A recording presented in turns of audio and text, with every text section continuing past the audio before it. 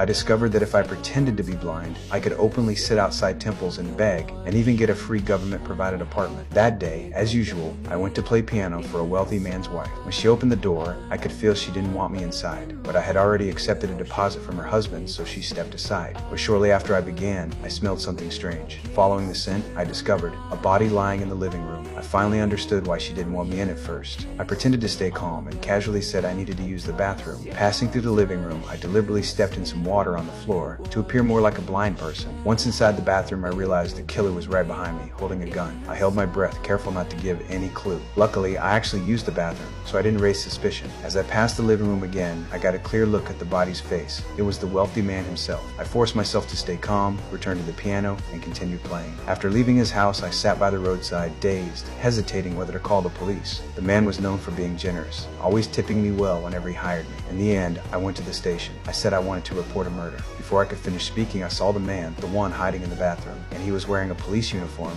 I froze completely. It was the police chief. My mind went blank. Luckily, I reacted fast and quickly changed my story, saying my cat had been killed. The chief's gaze was cold as a knife. He had just killed someone, and the only witness me was reporting it. He clearly suspected I wasn't actually blind. He insisted on personally taking me home. Once inside, he noticed a newspaper on the table. I said it was used to line the litter box, but he clearly didn't believe me. He kept testing me, even throwing a small knife near my head. I didn't move. Thankfully, he didn't see through me. The next day, the wealthy man's body was found floating by the river. His wife, Zimi, cried bitterly in an interview. She said he went out with $10 million in cash the day before. The police chief had already pinned the crime on a young man. I was called to give a statement. Listening to their fabricated report, my palms were sweaty.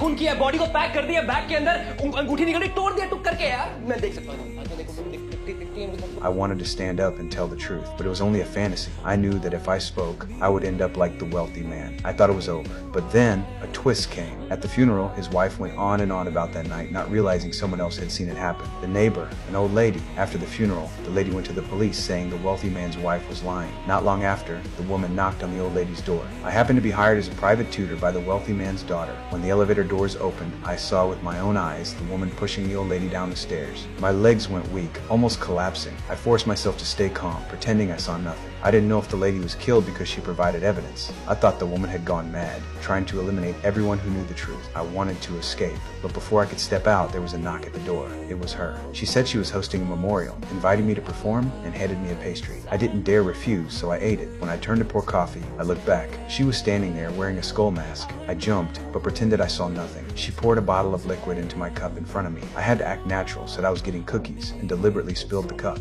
At that moment, she realized I wasn't blind at all. She pulled out a gun, aimed at me. I tried to explain I wouldn't tell